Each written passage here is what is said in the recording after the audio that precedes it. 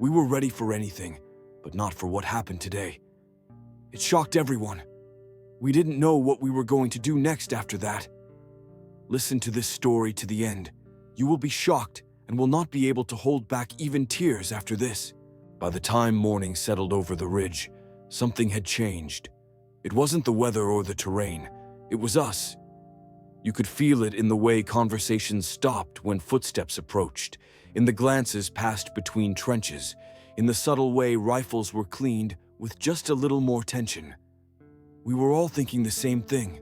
Smithers wasn't just a bad leader, he was a threat.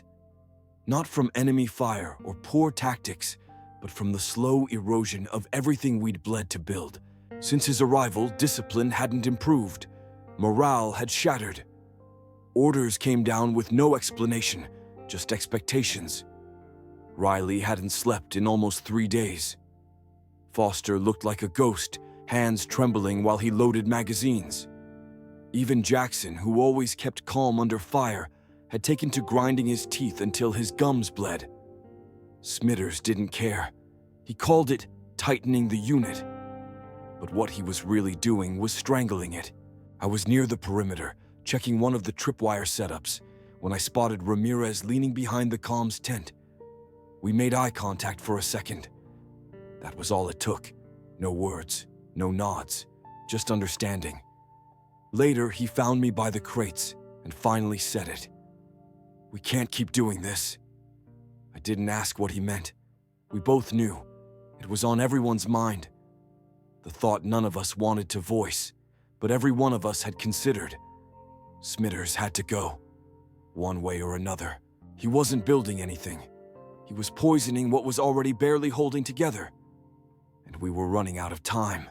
The next mistake he made could cost lives, real ones. And the more we waited, the closer we edged toward breaking point. That afternoon, Riley told me Smithers had denied a supply drop request, said we had enough. We didn't. We were short on antibiotics, short on clean water, and 3 of our newer guys had developed fevers the medic couldn't explain. But when questioned, Smithers shut it down. "The unit adapts or it dies," he said. And maybe that was the moment it clicked for all of us, because none of us were ready to die for the sake of one man's pride. It hit us just before sunset. I was standing near the East Trench with Riley, going over the night patrol rotations, when the radio lit up.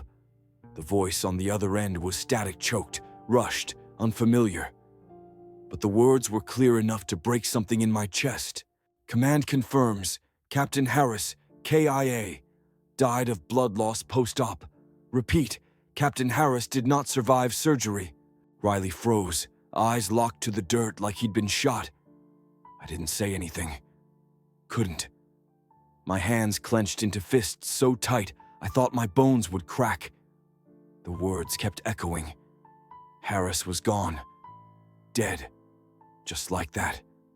After everything, Foster dropped his gear when he heard. Literally let it fall out of his hands. Sat down in the dirt and stared at the ground like it would answer something. Ramirez just turned away, his whole body trembling. No one spoke. Jackson walked out of the comm tent without a word and kept walking. He didn't say where he was going.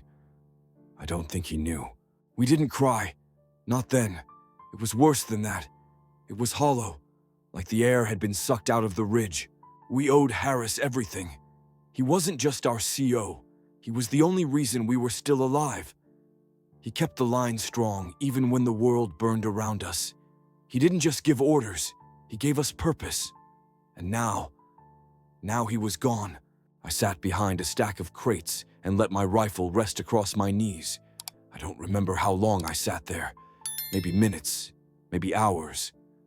The sun dipped and the cold crept in, and still, no one said a thing. The ridge was silent. Until Smithers broke it. He stepped out of his tent, still buttoned up in that spotless uniform of his, looked around at the silence, and said, loud enough for all of us to hear, "Well, one soft-bellied captain less. Maybe now things will actually start working around here." That's when everything changed. Not because he said it, but because every man there heard it, and not one of us forgot. No one moved. After Smithers said it, there was just this pause. The kind where you hear everything too clearly. The wind through canvas, the soft clink of someone setting down a tool too slowly, the breathing of men who couldn't believe what they'd just heard. Foster was still kneeling near the edge of the trench. His hands stopped moving. Ramirez, halfway through dragging a box of rations, froze mid-step. Riley didn't even blink, his eyes locked dead ahead, like he was trying to decide if now was the moment he finally snapped. I didn't think. I just walked into the tent. He had his back to me, adjusting something on the table. Calm, controlled, like nothing had happened, like Harris hadn't just died, like he hadn't just made a mockery of it in front of every man who served under him. "You're proud of that?" I asked. He didn't look up. "You've got something to say, Sergeant?" "Yeah," I said. "You just insulted a man who bled for every inch of this ridge. He's dead, and all you can manage is a smirk and a joke?" He turned, slow, precise. He was weak. That's what happens to men like him. I stepped forward. He stayed when no one else did. He carried men out of shell fire. He held this unit together when command forgot we existed. "You think that's weakness?" He didn't answer. He didn't need to. The way he stared said everything. He didn't see men. He saw numbers, obstacles, noise. I don't know how long I stood there. My fists were clenched so tight my nails dug into my palms. He waited for me to lash out, I think. Wanted it. But I didn't. I turned, stepped outside. Everyone was watching. No formation, no lines, just a wall of eyes. No one said a thing, not one word. But I felt it in my chest like an iron weight. He crossed a line, and we all knew it. Not one of us would forget it. And I wasn't sure he'd survive what came next, not because we'd kill him, but because after that moment, there wasn't a man left who'd ever follow him again. That night, no one talked about the fight. No one mentioned the words. But something had changed. The way Riley didn't even glance at the command tent when he passed it. The way Foster started giving out assignments without asking permission. The way Ramirez lingered near the radio with his hand hovering just above the dial, like he was waiting for someone else to give a different kind of order. Smithers stayed inside. He didn't come out for the patrol debrief, didn't walk the line, didn't even step out when we raised the new perimeter lights. But he was watching. We knew that. It was past midnight when I found Jackson sitting alone near the eastern blind. He was sharpening a bayonet with the kind of focus that made me stop and watch for a second before speaking. "You all right?" He didn't look up. "He called him weak," Jackson said, voice flat. "That man carried my brother out of mortar fire in the valley, dragged him with one leg gone and a bullet in his shoulder. Weak." I sat down across from him. There was nothing to say to that. "He keeps going like this," Jackson continued. "You won't need to lead anything, Mark. He's gonna burn this whole place down, and we'll all be in the fire." I didn't respond right away, but I felt it too. The ridge wasn't just unstable, it was fraying at the edges. A few more days of Smithers' orders, and someone would snap. And if it wasn't one of us, it'd be one of the new recruits. The ones who hadn't seen real blood yet. The ones who didn't know how close to the edge we were. When I got back to the center post, Riley was waiting. So was Ramirez and Foster. They didn't say anything, just stood there. Riley finally spoke. "If it comes to it," he said, "you give the word." I looked past them toward the tent. It was dark, still and deadly quiet. But I knew he was awake, listening. Always listening. And I wondered, how long before that silence snapped in half? I woke up to shouting.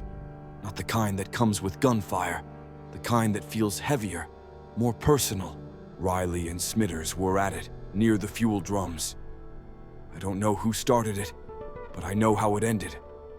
Smithers had Riley pinned against the metal, hand gripping the collar of his fatigues, spitting threats between clenched teeth. "You think you're untouchable," he snarled. "I'll bury you in disciplinary reports so deep your grandchildren won't find your name." Ramirez stepped in first. "Let him go." Smithers turned. "Back off." But it was too late. Others had gathered. Jackson, Foster, two of the newer guys. No weapons drawn, no voices raised. Just presence, just pressure. Riley shook Smithers off and walked away, calm but seething. Smithers adjusted his jacket like nothing happened and glared at all of us. "You want to test me?" he said, loud now. "You think command gives a damn who you like or trust? I'm the officer here. I'm the chain of command. And if any of you so much as breathe against that, so help me, I will have you stripped, transferred, court-martialed, whatever it takes."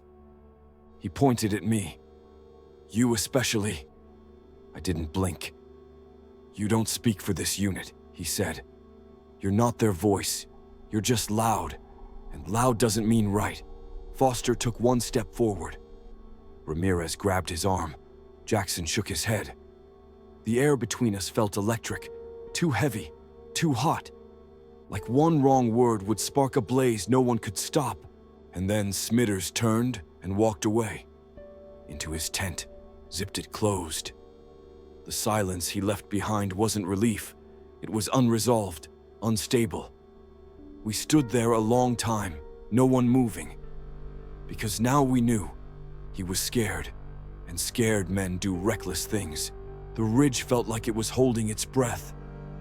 After everything that had happened, the insult to Harris, the threats, the breakdown, there wasn't a single man sleeping soundly. We weren't on edge because of an enemy attack. It was something else, something we'd never trained for. We were waiting for a man to crack. The lights inside the command tent were still on. Smithers hadn't come out since sunset. No one had been called in. No messages passed. Just the dim orange glow through the fabric and his shadow moving every so often across the wall. Sharp, uneven, restless. I sat with Riley and Ramirez by the far end of the trench line. We spoke in low voices, not because we were hiding anything. There was nothing left to hide, but because the weight of the day made normal speech feel wrong. Foster stood a few meters away, arms crossed, watching the command tent like it might open fire at any second. "He hasn't radioed us since the last rotation," Riley murmured. "Not even to check in."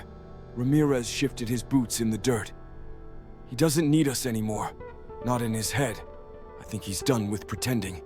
"What do you think he's doing in there?" I asked. "Justifying himself," Riley said. "Writing some report. Making us the problem. Anything to stay right." A few minutes later, Jackson came up from the rear perimeter.